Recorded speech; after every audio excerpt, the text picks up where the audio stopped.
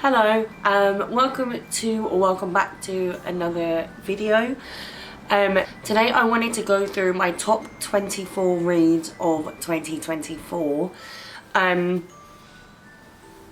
thought that this was going to be quite hard to do, but actually I found it quite easy, which is worrying me more now because all I'm thinking is am I forgetting a book, which I don't think I can be, because I went through my Goodreads and I sat and I thought about each individual book that I read this year. I am currently halfway through my 134th book of the year. So out of 133 books, this is my top 24 that I read this year. They are in no particular order because that would just be too much for my brain trying to rank them. I find it hard as well, like going in between different genres as well, because I feel like each genre has like a different requirement as to why I would rate them so highly, if that makes sense. Looking at this pile now, not every single book here was a 5-star read this year, but a lot of them were memorable and I just remember really enjoying my time reading them. So without further ado, we're just gonna get started. I feel like this first one is just gonna be no surprise to most people in the book community, but we have A Court of Winds and Ruin by Sarah J. Maas. I did rate this one a 5-star. I rated all of them a 5-star, I think. What I really loved about this one is I love the romance side of a romantasy. That's what really like hooks me in. But I really do love when a fantasy starts to get a little bit more political, and I love a war and ACA war.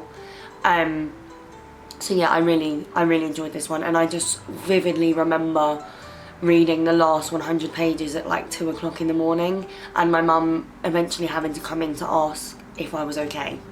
So that says a lot about that book.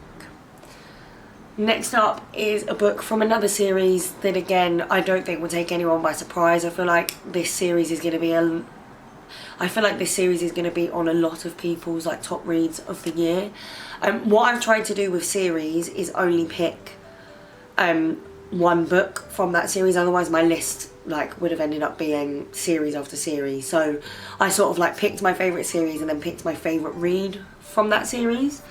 So we have Reckless by Elsie Silver. This is the Chestnut Springs series. For the people that don't know, this follows Theo, who is a bull rider, yeah, and Winter, who is sort of like reverse Grumpy Sunshine, because Winter is just she keeps herself very guarded, and she comes across as very like moody and unapproachable, because I feel like it's just easier for her to be that way. I don't want to go too much into the plot for this one, because I feel like this is a book that you need to read blind. But I love Theo as a main male character. I love Winter, like I think she's my favourite.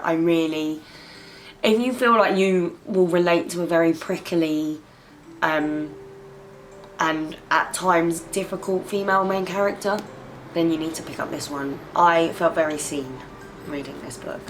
I'm going to lump the next two together because they are both by the same author, but I really enjoyed reading both of them, and I wanted both of them on my list, and that is Beach Read and Happy Place by Emily Henry. So Beach Read follows January, who, like on the back it says she's a hopeless romantic, and then we have Gus, our miserable, doesn't believe in love main male character. She is a romance author, and he writes more like true crime, real life, and they both find themselves living next door to each other, and they both have really bad writer's block, and so they bond in that way.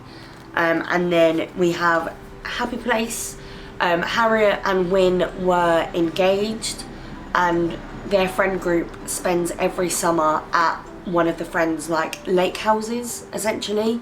What they don't know this year is that Harriet and Wynne have actually broken off their engagement and are no longer together. But the friends end up inviting both of them to come to the beach house for one last summer, So to not ruin like years and years of happy memories at this beachfront. I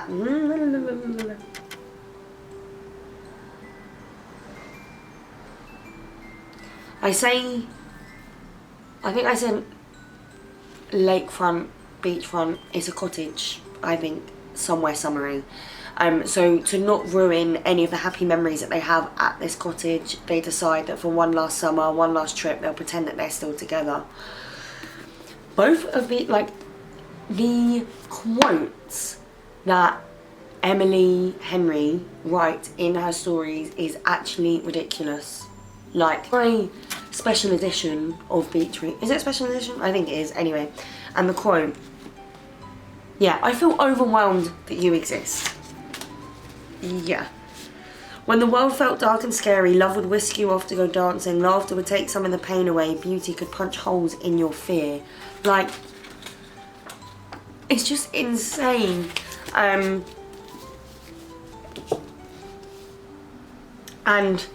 there is, I can't remember a lot of the quotes off the top of my head, and I didn't annotate this book, but there is a scene where she gets quite drunk and he has to help her get ready for bed, and he's like, arms up baby.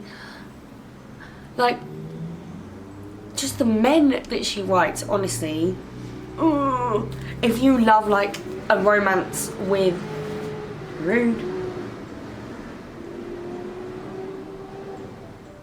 if you love a romance that packs an emotional punch, these are for you. I also really, really love that you care, and this is the same for every Emily Henry book, you care about all of the characters, like all of the friends, all of the side characters. Like, there's just so much layer and depth to the story, to the characters, to the setting. Like, I think if you haven't yet, in 2025 you need to be picking up some Emily Henry, please. Next we have, technically my favourite is Nightbane by Alex Astor, but I don't yet have the physical copy, so I'm just going to hold Lightlark for the sake of aesthetics. But really and truly I do recommend the whole saga, and obviously I don't want to explain the plot of the second book, so I will explain sort of, to the best of my ability, the plot of the first book.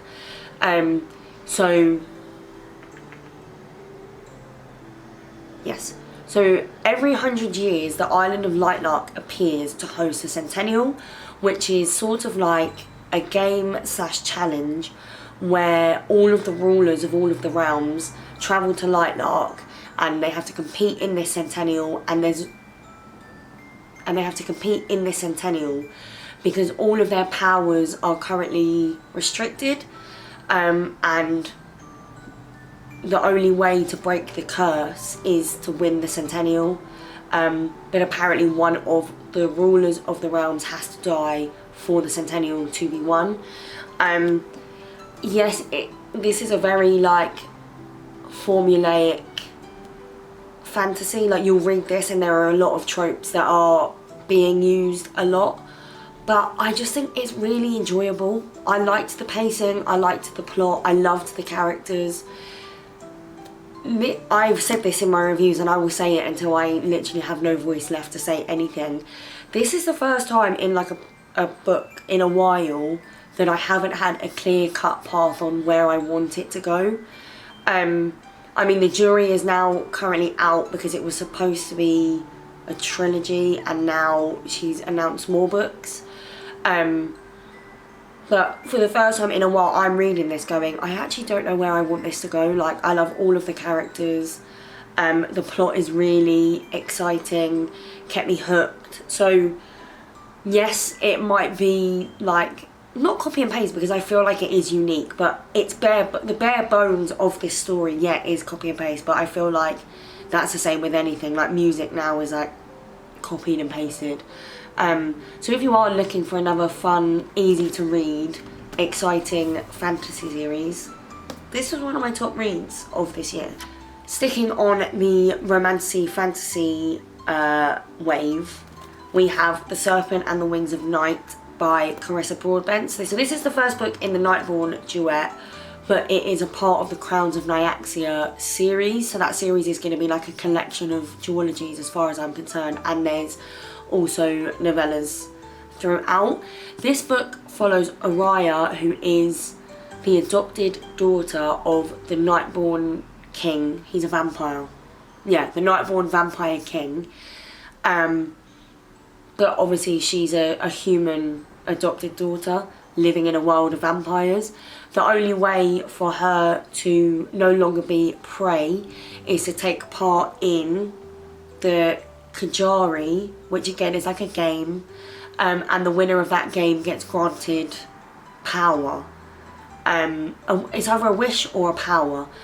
But obviously in it, her competition is vampires. She is a human.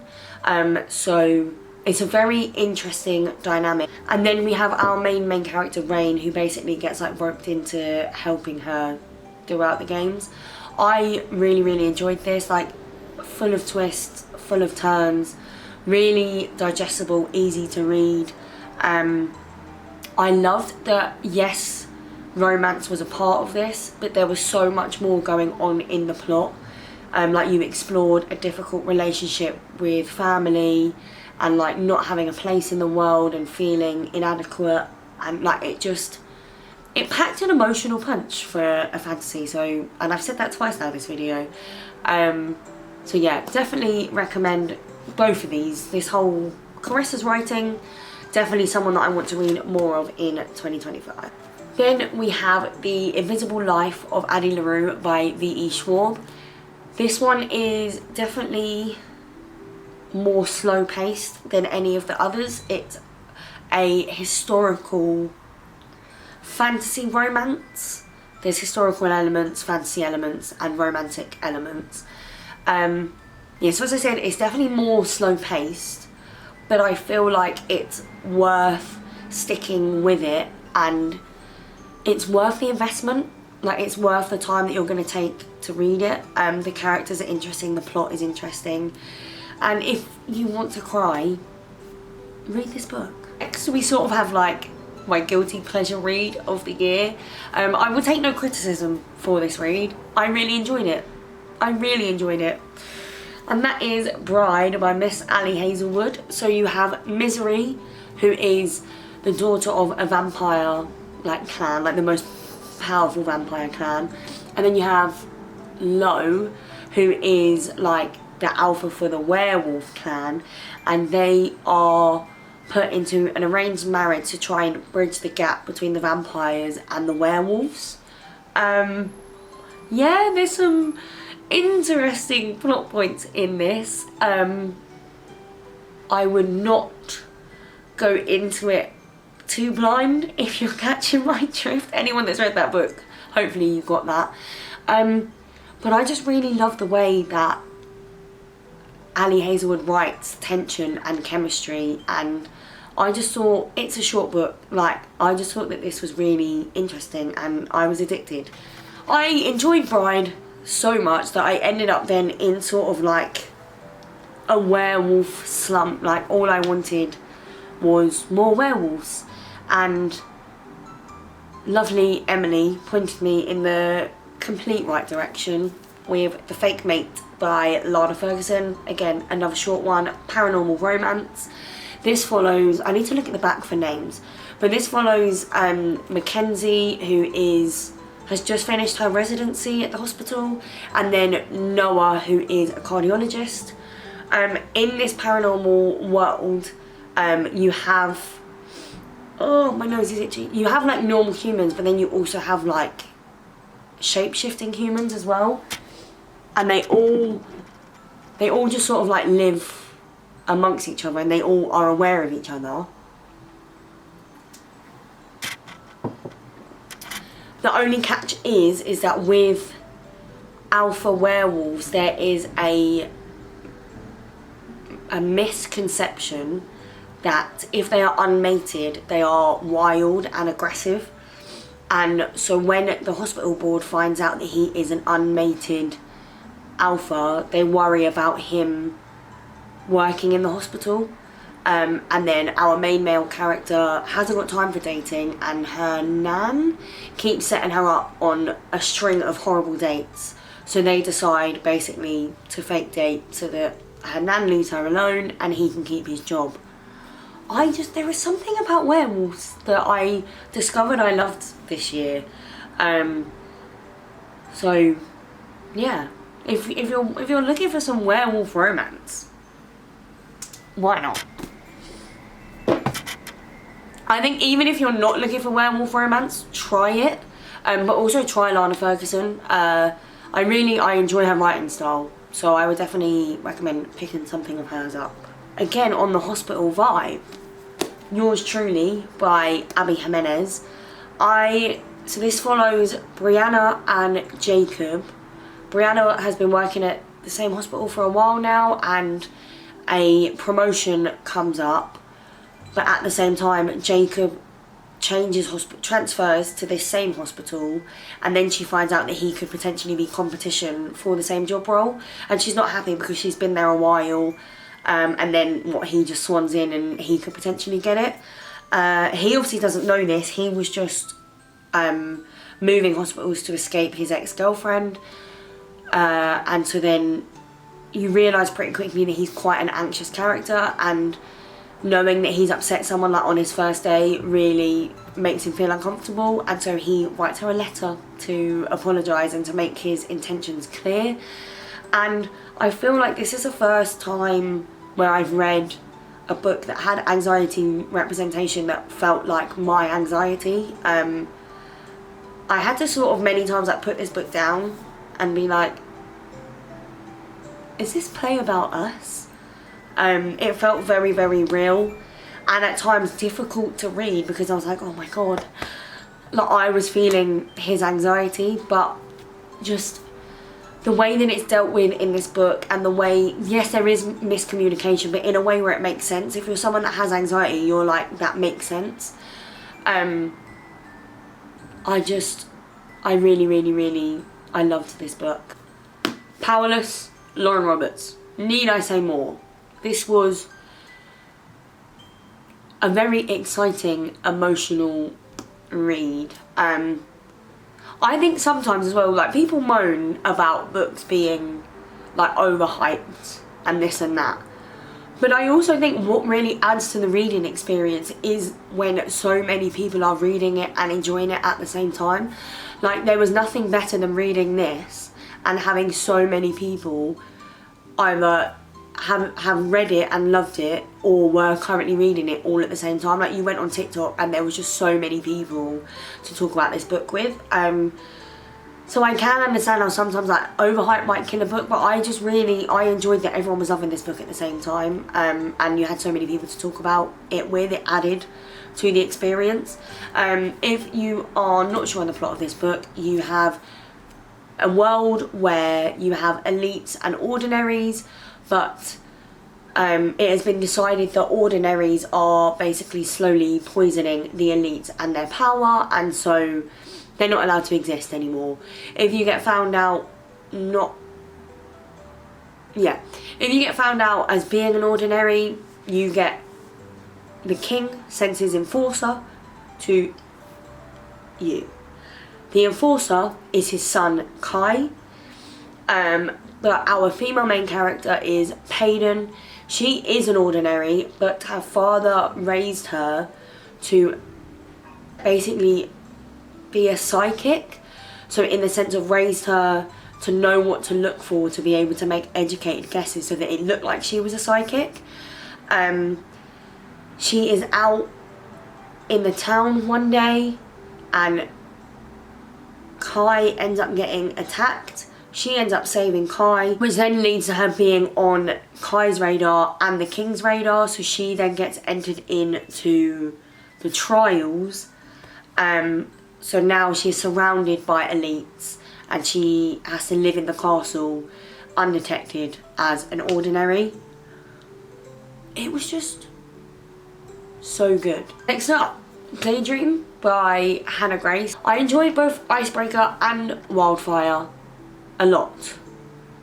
This was just in Another World. So this follows Henry, who we see throughout the first 2 books, and Hallie. They basically strike up a friendship because he needs help studying, and she's writing a romance book but has never even been on a date. So they strike up a friendship to help each other out with their 2 problems. What I really loved about this book was, I feel like you could tell that Hannah Grace had more of an emotional investment in the personalities of our 2 main characters. With our male main character, Henry, and there is an author's note about this, what a lot of people have picked up on is that he's very neurodivergent coded, and so a lot of people were hoping that he would get some sort of diagnosis in this story.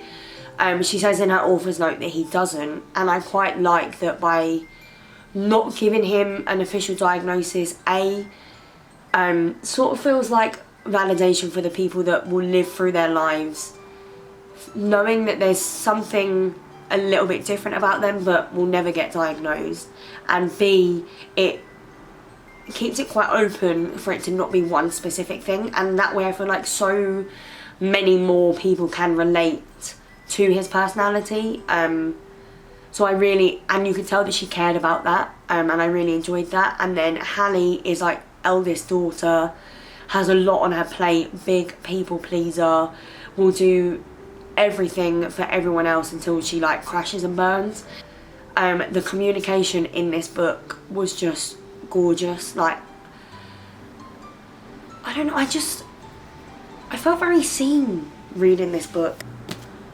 Binding 13 by Chloe Walsh. I was terrified for this because all of the books are this size. Not a single page of this ever dragged on. There was not a single time where I thought, cut this scene out, oh hurry up. No, I read Binding and Keeping 13 back to back, which I never thought I would do. Like Em was saying, you need to have Keeping ready to go because you're going to, and I was like, look at how big these books are, I'm gonna need a break. No, I went back to back.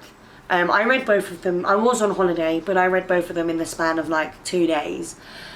So this follows Shannon Lynch, who is moving to a private school because she's being so horrifically bullied at the school she was attending.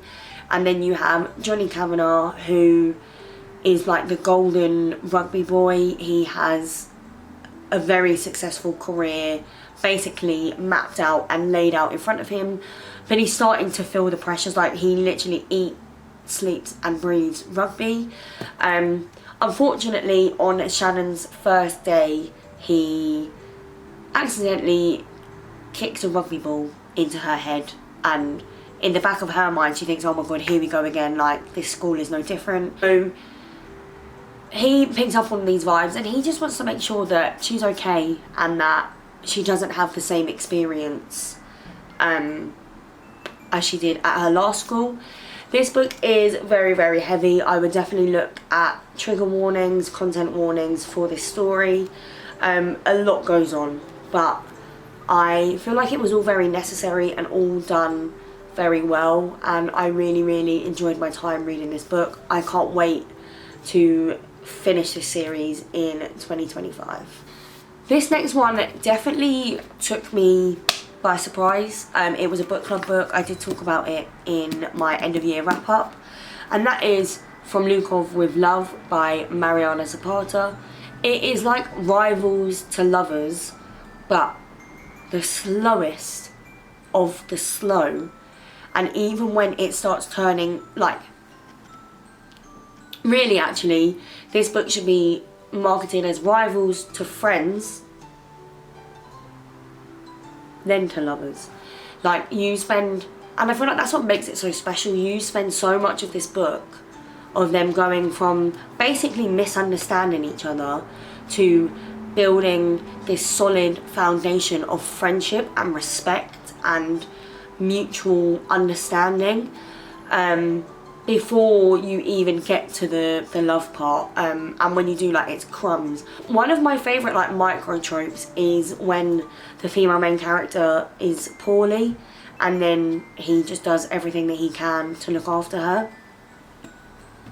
That is in this book. I was going to read a quote, but I don't. Just please. I might have to reread this book. Then we have The Score by Elle Kennedy. This is from the Off-Campus series. It is a ice hockey sports romance.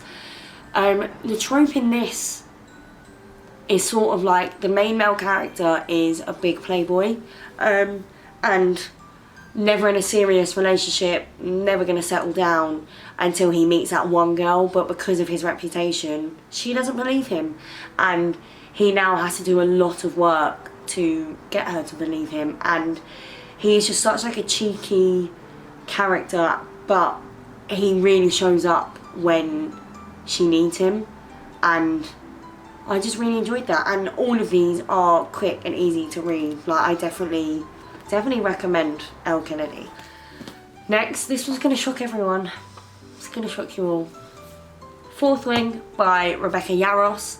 Okay, so if you've been living under a rock, essentially in this world, when everyone comes of age, they have to pick a quadrant to basically commit to. Bit Divergent coded, essentially. Violet Zorangal was basically being raised to become a scribe, which is basically a librarian, but ends up being forced to join the Dragon Rider quadrant, which is 1,000 times more dangerous than living in a library. And it's basically about her journey trying to survive. There's banter, tension, sadness. Like, I ate this up. And again, yes, there was a lot of hype, but I think it was justified. This is my Kindle read section. I don't have any of the physical copies of these, and some of them I won't be getting physical copies, but a lot of them I will be. Yes. So we have The Sweetest Oblivion by Danielle Laurie, which is the first in the Maid series. This one was, her sister is in an arranged marriage with him, so forbidden romance, mafia romance, Touch Her and Die. Just, I ate that whole series up. Like, it was just so good. I really enjoyed it. I've got them on my phone because my memory is terrible. Then we have Play Along by Liz Tom Ford. This one was fake marriage. Fake marriage, but they work together, essentially, kind of. She works for the sports team that he plays on. I ate that book up. The whole Windy City series, all of the men in those series, 10 out of 10, chef's kiss, perfect. Then we have The Throne of Broken Gods, which is the second in the Gods and Monsters series, the first book being the Book of Azrael. If you have not picked up this series, please, if you want two main characters that will burn the world, the whole earth, the whole universe to the ground for each other, the Gods and Monsters series is what you need to be reading. They're all on Kindle Unlimited. Like, it's taken over my mind, body and soul, and I definitely said that in my end of year wrap up, but I don't care. You need to know how serious this is for me and how serious it should be for you. I got Tia on it. Tia is obsessed. And I will get Emily on it. I will get Rebecca on it. I will get Jazz on it. And I will get you on it. I got really aggressive there, sorry. Then we have Phantasma, which is like a gothic romantasy, dark romantasy kind of vibe. Again, there is a game run by the Devils. Our female main character has to enter because her younger sister has entered and she needs to find and save her younger sister. And if you win the game, you win a prize or a wish. I ate it up. The main male character in that, I was literally like giggling and like twirling my hair to the point where my boyfriend was like, you need to get a grip, babe, like get a grip. But no, I loved it. Sorry. We had Finding Me by Viola Davis. I listened to this I think in like January on Audible, because a lot of autobiographies are narrated by the author. Her life story was just incredible, and I've always loved her as an actress, but just like her voice and like the way she sees the world and the way that she sees her life, just incredible. This is a very recent read for me. I literally finished it like 2 days ago, and that is Insatiable by Lee Rivers. It is the first in the Edge of Darkness trilogy. You have our main male character, Cade, whose dad is a known criminal, murderer, psychopath, and he's sort of like worried essentially that he's going to follow in his dad's footsteps. Then we have our female main character, Stacey, who she's sort of a little bit in like a Cinderella sort of get up. Like her mum's died, her dad remarries, and then her dad dies, and she's stuck living with her stepmom and 2 stepbrothers, one of whom is a normal, lovely stepbrother. The other one is like not all there, and there's just a lot going on in that department. And you start the story sort of like in the after, so you find out that they were sort of like seeing each other. Oh, so she is his twin sister's best friend also, and you're getting glimpses of why they don't like each other, and that's because there was maybe sort of something going on between the 2 of them. So you get like the flashback and then the now, but I'm halfway through the second one, and for a dark romance, the plot is really like substantial and addicting. Chicken Mate by Miss Ali Hazelwood. This is her first young adult, I think. Correct me if I'm wrong. And it is a chess romance. Our 2 main characters are chess players. Do I know anything about chess? No, I don't. Did I devour this book in one sitting? Yes, I did. I kind of do understand some people's criticisms on how this can be marketed at young adult. Like, there's no smut, like it's closed door, but the build up and the talk around it, I just don't know. It feels a bit risque for a young adult. So if you're someone that doesn't like too much smut but you don't mind it being alluded to, this is definitely an Ali Hazelwood book that you would enjoy. We have The Swordcatcher by Cassandra Clare. This is the first Chronicles of Castlane book. So this one, I read this at the start of the year, so bear with my brain. This one essentially follows a boy who is picked out from an orphanage because he looks very similar to the heir of the throne, and so he becomes the sword catcher. So he essentially is used as a body double for the future king, and is raised to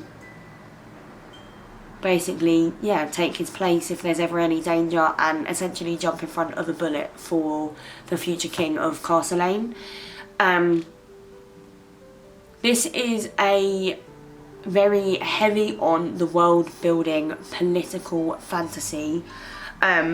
Even after finishing book 1, there are crumbs of potential romances, but there is nothing solid. So I wouldn't recommend going into this if you're looking for a romantasy. This is definitely a political fantasy. But I loved it. I ate it up. I love the world. There's like a mystery element going on. It's dual POV. And I just really enjoyed it. I cannot wait for the second one to come out next year. But so that is my 24 books that I have loved in 2024. Let me know what some of your top reads of this year were. Let me know if any of these were your top reads. Don't forget to like, comment and subscribe. I really appreciate it. if you ever have any video ideas for me, let me know. And hopefully I will see you in my next video. Bye!